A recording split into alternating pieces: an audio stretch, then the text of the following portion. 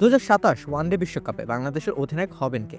এমন একটা প্রশ্ন এখনই তোলা যায় চাইলেই। কেননা মেহেদী হাসান মিরাজের নেতৃত্ব নিয়েও তো উঠেছে প্রবল প্রশ্ন। আফগানিস্তানের বিপক্ষে হোয়াইট ওয়াশ হওয়ার লজ্জা হয়েছিল মিরাজের দলের সঙ্গী, তাই স্বাভাবিকভাবেই সংশয় জেগেছে তার হাতে নেতৃত্বের দায়িত্ব থাকবে কি। পঞ্চপাণ্ডব পরবর্তী সময়ে মোট 3 জন ভিন্ন ক্রিকেটার বাংলাদেশের ওয়ানডে দলকে নেতৃত্ব দিয়েছেন। এদের মধ্যে কেউই সেই অর্থে সন্তুষ্ট করতে পারেননি। লিটন দাস, নাজমুল হোসেন শান্ত, বর্তমানে মিরাজ, সবাই রীতিমতো জয়ের নেতৃত্ব দেওয়া যেন ভুলে গেছেন।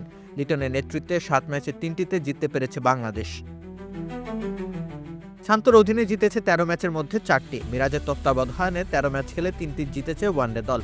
গত বছরের জুলাই মাসে এক প্রকার হুট করেই মিরাজের কাঁধে তুলে দেওয়া হয়েছিল ওয়ানডে দলের দায়িত্ব।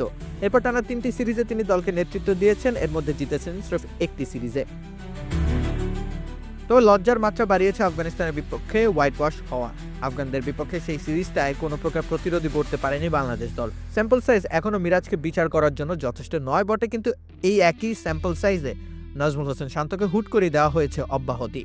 তাতে করে মিরাজের অধিনায়কত্বের সময় হুট করে ফুরিয়ে এলে অবাক হওয়ার কিছুই থাকবে না। কিন্তু প্রশ্নটা হচ্ছে, অধিনায়ক হবেন কে? সহজ সমাধান হিসেবে আবারও শান্তর হাতে ফেরানো হতে পারে দায়িত্ব। কেননা মাঠের ভেতরে শান্তর নেতৃত্বগুণ সর্বত্রই প্রশংসা কুড়িয়েছে। এমনকি সর্বশেষ বাংলাদেশ প্রিমিয়ার লিগে তিনি রাজশাহী ওয়ারিয়র্সের মতো তারুণ্য নির্ভর একটা দলকে জিতিয়েছেন শিরোপা। সেদিক থেকে মিরাজকে সর্বদাই উচ্ছ্বসিত দেখা গেলেও মাঠের ভেতরে তার সিদ্ধান্তগুলো সমালোচনার উদ্রেক ঘটায়।